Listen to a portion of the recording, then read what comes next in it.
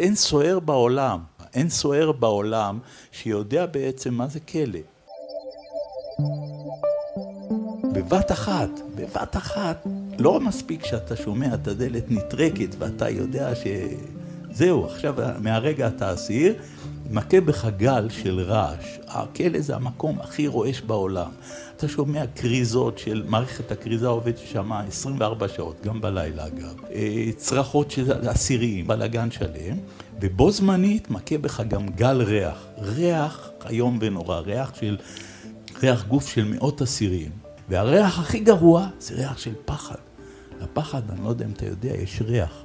אבל זה פחד של חוסר ברירה, זה פחד של אתה לא יודע מה מחכה לך, ולפחד יש ריח שבא לך למות.